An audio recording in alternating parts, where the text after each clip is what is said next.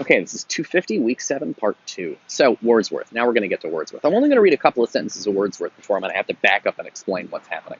So let's just start with Wordsworth. And I've got Wordsworth, by the way, who loved nature and loved trees and lakes and shit. Would be so fucking excited that I'm out here teaching him in the goddamn woods. I'm going to try hanging this here. That's not a good spot to hang it. Let's put it here. Okay. Oh, that's better, I think. Okay. So let's take a look at the first sentence of this.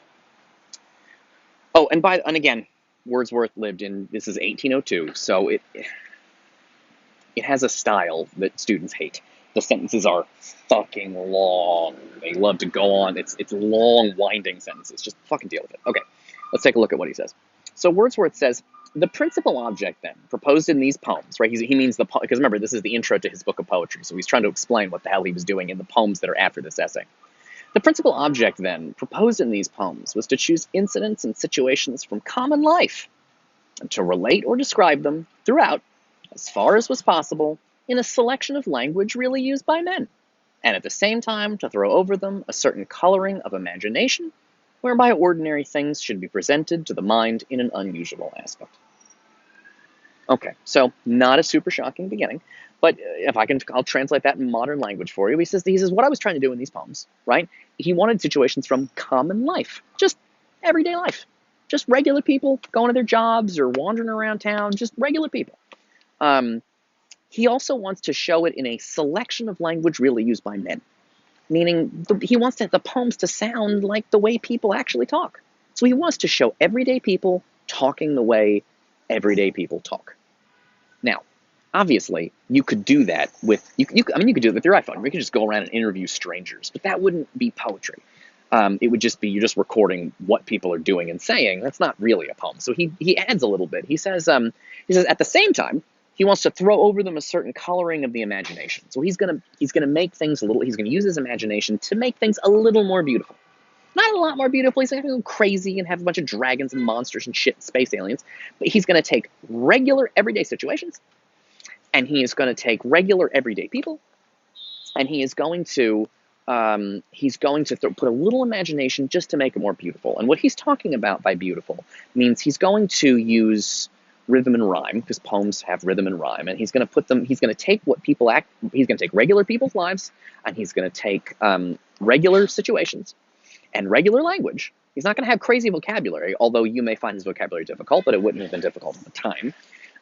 He's going to take regular vocabulary, but he's going to make it a little more beautiful. He's going to have some rhythm in there, some iambic pentameter rhythm, just like a basic. Poems have rhythm and rhyme. You know this, right? That there's like a beat to it. I placed a jar in Tennessee, and round it was upon a hill. It made the slovenly wilderness surround that hill. The wilderness rose up to it and sprawled around no longer wild. The jar was round upon the ground and tall and of a port in air. There's a rhythm and a rhyme to poetry. So Wordsworth is going to add on to everyday situations and everyday people a little bit of rhythm and a little bit of rhyme just to make it more beautiful. And also he's going to pick slightly more beautiful words, right? He's going to say it in a beautiful way. Like if somebody stutters, he's not going to put that in the poem because that's not poetic, he would say. Although I don't think we'd all agree with that today. But he's going to make it sound sort of prettier. But the fundamental thing he's doing is everyday people doing everyday things, talking everyday language. He's going to make it a little more beautiful so that it's a poem and not just like a recording. And that's it. Doesn't sound super interesting. It is not a shocking or interesting thing. Let's see if I should keep going. Okay, I think I'm going to stop there, and I'm going to back off. So, who cares? This seems like a dumb thing to say. By the way, and when Wordsworth says this, what he primarily means is like farmers. He wants to talk to country people. He doesn't want to spend time in the city because he thinks city people are sort of too fancy. He thinks that and actually, if you want a picture of what Wordsworth doesn't like and what he does like, most of my students have seen the Hunger Games. Katniss is from a sort of hard-working coal mining kind of area, or farmers or hunters or whatever. They're like connected to the land or whatever. But District 1, they all have like crazy blue hair and like wild outfits and stuff. Wordsworth would love Katniss and he would hate District 1 because District 1 is all fakety fake, artificial nonsense. And Katniss is like more real. So the, okay. So I got distracted by the people that ran by. So he's interested in regular everyday people, rural people, country people, just going about their lives and doing their farmer, some fishermen, sort of a homeless guy who's sleeping on the road, and like he's interested in like in the country. He's interested in those kind of people. He doesn't like the city because it's too artificial and weird. He's interested in what's natural, what's common and everyday, and he thinks city life is not common and everyday. That's just weird. It's strange. So okay, fine. So he wants to do everyday people speaking everyday language. He's going to make it a little more beautiful for his poems. Why does this matter? Who gives a shit? Well, let's back up a little bit and talk about poetry before Wordsworth. So Wordsworth is a poet starting around 1800 in England. Prior to Wordsworth, it's important to understand what poems did. Most of my students don't really know what poetry was like before Wordsworth. In fact, I have this conversation all the time with people because I'm constantly carrying books on the subway. Giant 1,000-page. I was just doing this the other day. I went to go get salad, and I carried the book I was reading. Well, the book I was reading is a 1,055-page poem. And the woman who worked at the store was like, "What are you reading?" And I was like, "It's 1,000. It's a poem." And she was like, that whole fucking book is a poem?" Because in her mind, and in most people's mind, poems are these like short little things about love or whatever, and they're not supposed to be 1,000 pages long. They're supposed to kind of be like, people expect poems to be just kind of romantic, short, Hallmark card kind of things. But prior to Wordsworth, but the reason she thinks this, because that's the kind of poem that Wordsworth invented. But before Wordsworth, people didn't really do that. I mean, they did. There was love poetry before Wordsworth, but the big thing poetry used to do before Wordsworth was it was supposed to tell big, epic stories. So let's talk about poems that existed before Wordsworth. Number one, ancient Greece. Homer was a poet who wrote the Iliad and the Odyssey.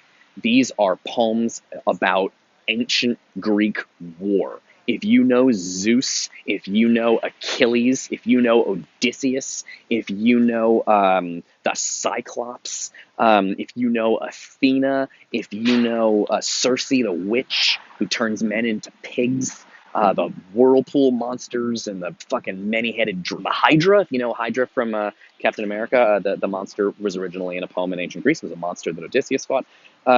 If you know that the Trojan horse, where the soldiers hid inside the horse and the opposing enemy brought the giant wooden horse inside, and they were like a present, and then they were surprised because at night the soldiers snuck out, opened the gates, and killed them all. Let the army in and killed them all. It was those poems. The Iliad and the Odyssey are both like 600-page poems, and they are about massive warfare, and not fictional warfare. This is supposed to be like history. Now, it has gods and goddesses fighting, but it's supposed to be like the mythological history of the founding of the blah, blah, blah. Big fucking shit. Massive, important stuff. Okay. Then, hundreds of years later, in the ancient Roman Empire, a guy named Virgil wrote a poem called the Aeneid. The Aeneid takes a character from Homer and continues his journey to the founding of the Roman Empire and blah, blah, blah. Again, he has adventures and falls in love, and people set themselves on fire, and he goes into the underworld and meets dead people, and it's a whole fucking thing. But that's, again, it's a poem about, both those poems by Homer and Virgil are about founding a nation and the war that is needed to found a nation and go into the underworld and the gods. Let's jump some more. Italy, 1200, 1299, I don't know, Italy, 1200s. Dante writes a poem in which he says that God is speaking to him and has told him to give everyone a tour. He's going to get a tour of the afterlife. By the way, who's giving him the tour of the afterlife? It's Virgil, the poet I just mentioned earlier. The ghost of Virgil is giving him a tour of heaven, hell, and purgatory. Dante wrote a book called The Inferno. You may have heard of it. It is a poem about what hell is like. Dante changed everything with that poem. First of all, it's a poem, but he claims it's coming straight from God, which means it's true. And so Dante is talking about big cosmic things. And I'll talk a little bit more about Dante at the beginning of the next video. But Homer, Virgil, Dante. Founding of the empire, structure of the afterlife. All right, I'll see you in the next video.